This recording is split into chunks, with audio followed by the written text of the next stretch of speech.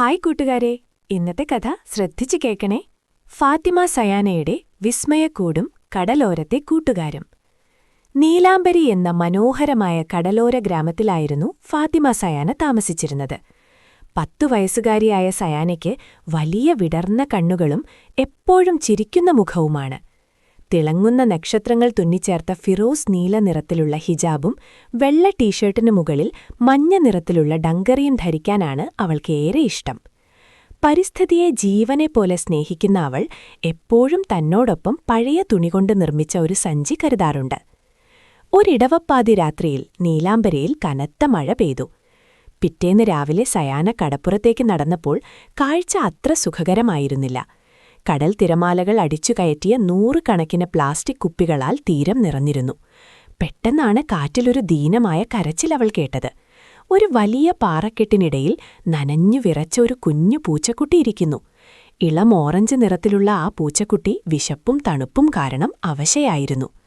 സയാന അതിനെ മെല്ലെ കയ്യിലെടുത്തു. തന്റെ സഞ്ചിയിലുണ്ടായിരുന്ന ഉണങ്ങിയ തോർത്തുകൊണ്ട് അതിനെ പൊതിഞ്ഞു. അവൾ അവനെ മേഘു എന്ന് പേരിട്ടു. മേഘുവിനെ വീട്ടിലേക്ക് കൊണ്ടുപോയെങ്കിലും അവനെ സുരക്ഷിതമായി താമസിപ്പിക്കാൻ ഒരിടം വേണമെന്ന് സയാന ആഗ്രഹിച്ചു. അപ്പോഴാണ് കടപ്പുറത്തെ പ്ലാസ്റ്റിക് കുപ്പികൾ അവളുടെ ശ്രദ്ധയിൽപ്പെട്ടത്. തന്റെ കൂട്ടുകാരനായ അയനെ വിളിച്ച് അവളൊരു പദ്ധതി തയ്യാറാക്കി. നമുക്കീ പ്ലാസ്റ്റിക് മാലിന്യങ്ങൾ കൊണ്ട് മേഘുവിനായൊരു വീട് നിർമ്മിച്ചാലോ? സയാന ചോദിച്ചു. അയൻ അത്ഭുതത്തോടെ സമ്മതിച്ചു. സയാന അയന് ഈക്കോ ബ്രിക്സ് എന്ന ആശയത്തെക്കുറിച്ച് പറഞ്ഞുകൊടുത്തു. പ്ലാസ്റ്റിക് കുപ്പികൾക്കുള്ളിൽ ഉണങ്ങിയ പ്ലാസ്റ്റിക് കവറുകളും ചെറിയ കഷ്ണങ്ങളും നന്നായി അമർത്തി നിറച്ച് അവയെ കല്ലുകൾ പോലെ ഉറപ്പുള്ളതാക്കി മാറ്റുന്ന രീതിയാണിത്.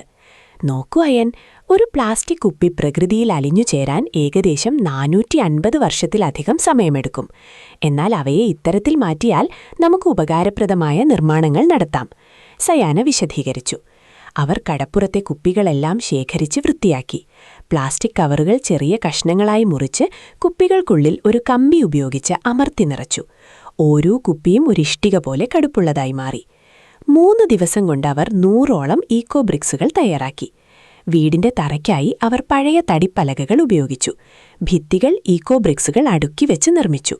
കുപ്പികൾക്കിടയിൽ പശയും കയറും ഉപയോഗിച്ച് അവൾ ഭിത്തി ഉറപ്പിച്ചു.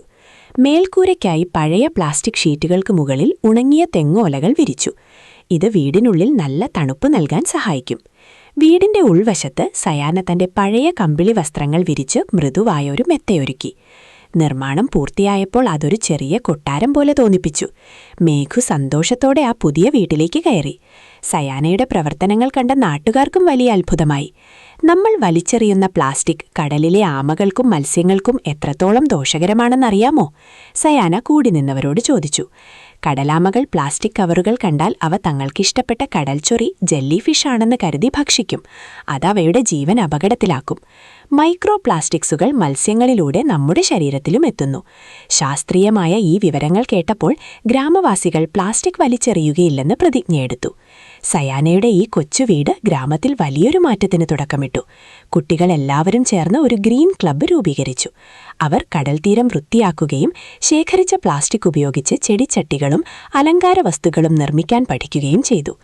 മേഘുപൂച്ച ഇപ്പോൾ സയാനയുടെ വിസ്മയക്കൂട്ടിൽ സുരക്ഷിതനാണ്. പ്രകൃതിയെ സംരക്ഷിക്കാൻ വലിയ വലിയ കാര്യങ്ങൾ ചെയ്യേണ്ടതില്ലെന്നും നമ്മുടെ ചെറിയ പ്രവർത്തനങ്ങൾ പോലും വലിയ മാറ്റങ്ങൾ കൊണ്ടുവരുമെന്നും സയാന തെളിയിച്ചു. നീലാംബരി ഗ്രാമം ഇപ്പോൾ കൂടുതൽ പച്ചപ്പുള്ളതും പ്ലാസ്റ്റിക് വിമുക്തവുമാണ്. സയാനയും മേഘവും അവിടെ സന്തോഷത്തോടെ കഴിയുന്നു. ഗുണപാഠം: മാലിന്യങ്ങളെ ശരിയായ രീതിയിൽ പുനരുപയോഗം ചെയ്യുന്നതിലൂടെ നമുക്ക് പ്രകൃതിയെ സംരക്ഷിക്കാനും മറ്റ് ജീവജാലങ്ങളെ സഹായിക്കാനും സാധിക്കും. ഈ മായാജാല കഥ നിങ്ങൾക്കിഷ്ടമായെങ്കിൽ ലൈക്ക് ചെയ്യൂ. കൂടുതൽ കഥകൾക്കായി സബ്സ്ക്രൈബ് ചെയ്യൂ. നിങ്ങളുടെ ഇഷ്ടപ്പെട്ട ഭാഗം കമന്റിൽ പറയൂ. പുതിയ കഥകൾക്കായി ഫോളോ ചെയ്യൂ. വീണ്ടും അടുത്ത മായാലോക കഥയിൽ കാണാം.